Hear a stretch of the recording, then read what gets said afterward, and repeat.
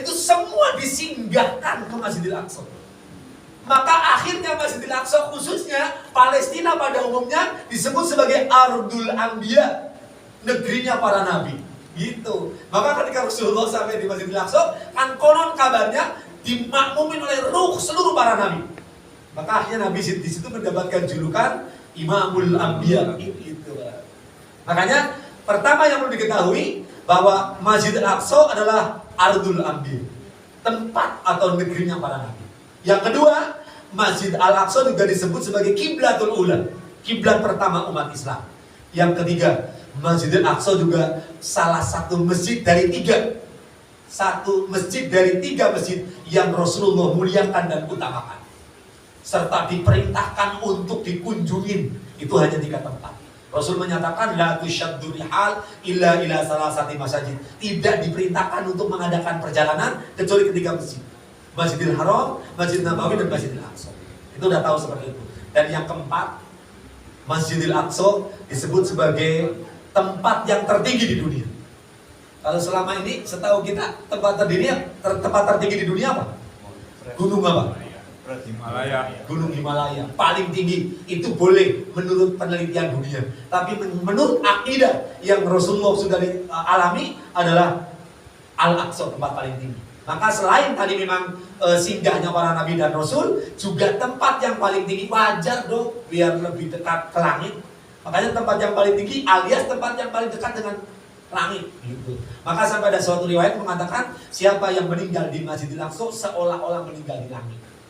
Dan konon kabarnya juga nanti Nabi Isa juga turunnya di situ. Dan yang terakhir, yang untuk menjadi kenangan kita, Al-Aqsa adalah salah satu nama masjid yang termuat atau tercantum dalam Al-Quran. Selain itu tidak ada, selain Masjidil Haram. Gitu. Itu mungkin barangkali sekedar untuk memori dan mengenang suasana Rajab. Ya, dan sekali lagi, Rajab itu adalah salah satu bulan dari 4 bulan yang dimuliakan oleh Allah. Dan kita juga harus tahu bulan-bulan Hijriah yang sudah ditetapkan oleh Allah untuk kita sebagai hambanya adalah 12 bulan. Nanti bisa dilihat surat At-Taubah ayat yang ke-36, Allah menyatakan begini, A'udzubillahi minasyaitonir rajim. Inna iddatasy-syuhur 'indallah 12 syahra. Fi kitabillah yauma khalaqas samawati wal ard minha arba'atun hurum. Ini yang mungkin jadi renungan lagi gitu. Yakin kita merenung. Kata Allah, sesungguhnya hitungan bulan menurut Allah ada 12 bulan. Paham gak maksudnya 12 bulan? Apa maksudnya bulan apa nih? Bulan Hijriah. Yang dari mulai bulan Muharram sampai dengan bulan Zulhijjah. Jangan sampai ada yang tidak apa. Gitu. 12 bulan. Fi kitabillah. Itu ketetapan Allah yang ada dalam kitab Allah di Lauh Mahfuz. Kapan mulai ada? Yauma khalaqas samawati wal ard. Allah membuat bulan yang 12 ini dari mulai Allah menciptakan langit dan bumi. Yang menjadi pertanyaan begini, loh, kok sekarang kita baru tahun 1444 Hijriah ya? Katanya bulan ini sudah ada dari semenjak diciptakannya langit dan bumi. Ya, untuk umat Nabi Muhammad itu dihitungnya dari hijrahnya Nabi Muhammad SAW. Minha, dari 12 bulan itu ada arba'atun hurum, ada 4 yang dimuliakan oleh Allah. Yang tadi disebutkan Dzulqa'dah, Dzulhijjah, kemudian Muharram, kemudian Rajab. Coba kalau kita nggak belajar, disebut 4 bulan yang dimuliakan, langsung muncul Ramadan gitu. Bahkan nggak ada Ramadan. Coba jujur nih, kalau boleh kita mau kembali mengorek dalil lagi. Subhanallah, siapa yang tidak tahu tentang keutamaan 10 hari terakhir di bulan Ramadan? Sampai dibela-belain meninggalkan semua aktivitas hanya untuk masuk di bulan Ramadan 10 hari terakhir untuk melaksanakan i'tikaf. Kenapa diperintahkan i'tikaf? Ada apa di 10 hari terakhir? Ada Lailatul Qadar gitu. Bukan nuzul Quran lagi. Ada Lailatul Qadar. Yang menjadi pertanyaan, Lailatul Qadar itu di tanggal berapa? Ganjil. Nah, di malam-malam ganjil. Ganjil itu ada 5. Ada 21, 23, 25, 27 dan 29. Kan cuma separuh dari 10 hari terakhir. Gitu kan? Nah, sementara ada satu keistimewaan lagi di bulan Zulhijjah. 10 hari pertama di bulan Zulhijjah, amal soleh yang paling disukai oleh Allah. Belum pernah ada amal soleh yang melebihi amal soleh dilaksanakan di 10 hari pertama di bulan Zulhijjah. Lah 10 bulan belakang kan full 10 hari. Lah kalau 10 hari bulan Ramadan kan hanya malam-malam ganjil aja masih dipres lagi. Malam ganjil dari yang 5 tadi, yang paling mendekati malam ke berapa? 27. Kan cuma dari satu doang. Makanya banyak teman-teman yang kita maaf, teman-teman saya juga kalau mau intikaf tak deh malam 27 saja. Jadi intikaf kok malam 27 nyontoh siapa? Rasul kan mencontohnya dari mulai 21 dan tidak milih-milih malam ganjil.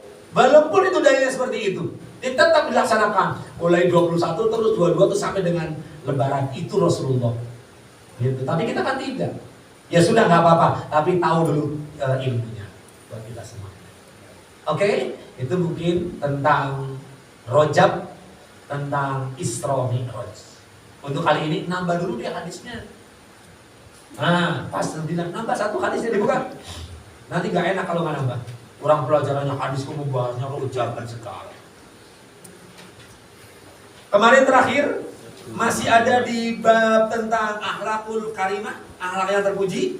Kalau tidak salah kemarin ada di hadis nomor 1555.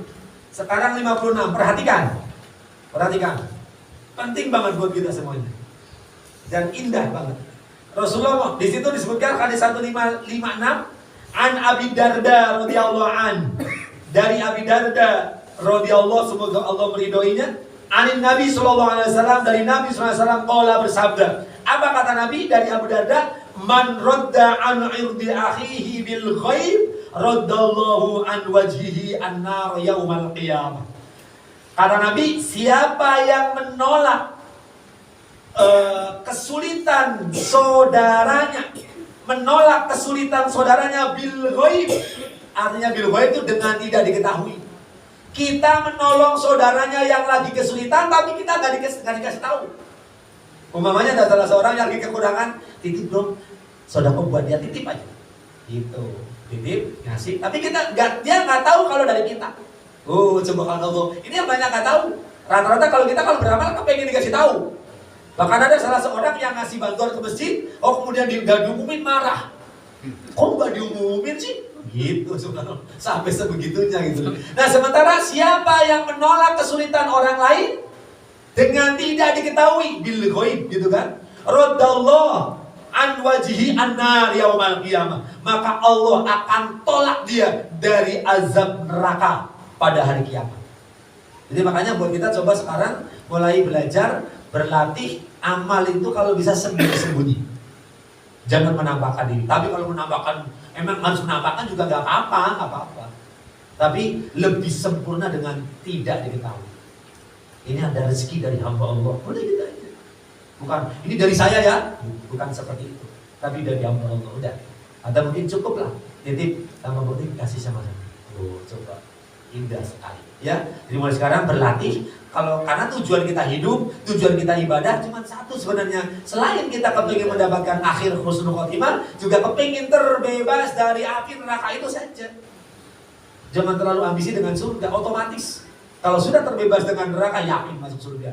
Karena ini cuma ada 2 tempat. Kalau nggak surga ya neraka. Kalau kita udah terbebas dari neraka, insya Allah tidak akan balik kecuali di surga Allah Subhanahu Wa Taala. Insya Allah. Satu lagi. Ini hadis 1557. Perhatikan 1557. Itu nggak ada ya. Itu hanya keterangan. Ada hadis yang lain yang semisal itu. Gitu semisal yang hadis 1556 tadi. Kita masuk hadis 158. 1558. Ini yang lebih menusuk hati kita lagi. An Abi Hurairah radhiyallahu anhu qala Rasulullah sallallahu alaihi wasallam. Dari Abu Hurairah semoga Allah meridhoinya, dia berkata, bersabda Rasulullah sallallahu alaihi wasallam, 1, manaqasat shadaqatun min mali. Tidak mungkin akan berkurang sedekah dari harta. Ini buat ibu-ibu tolong ya dibantu. Jadi yang namanya harta digunakan untuk sedekah, tidak ada rumus menjadi berkurang apalagi menjadi miskin. Tidak. Jangankan kok kita yang kecukupan, sekalipun kita kekurangan, kemudian kita mau bersedekah, jangan takut akan berkurang.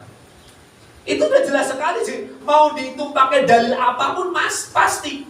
Lewong kita kan tahu, sedekah minimal atau infak bahasa lainnya, kan itu Allah melipat gandakan minimal 10 kali lipat. Gitu kan? Dan ini dalil yang dipakai oleh Ustaz Yusuf Mansur. Man jaa bil hasanati falahu asyru amsalihha. Siapa yang mau bersedekah, siapa yang berbuat baik, Allah akan lipatkan 10. Makanya sekali lagi, saya minta ini pakai hati ya, jangan pakai otak. Karena kalau pakai otak yakin bermasalah. Contoh, kita punya 10 nih. Kita sedekahkan 1. Tinggal berapa? 9 kalau pakai otak. Tapi kalau pakai iman, tadi kan yang 1 yang kita keluarkan jadi 10. Jadi hasilnya ketika kita punya 10 disedekahin 1 jadi 19.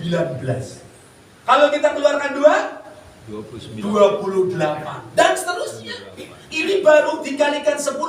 Coba kalau dikalikan 70. Atau yang jelas dalam hadis deh, dalam dalil Al-Quran mengatakan perumpamaan orang yang menginfakkan hartanya di jalan Allah bagaikan orang menanam 1 benih, tumbuh 7 cabang, masing-masing cabang hasilnya 100, 700.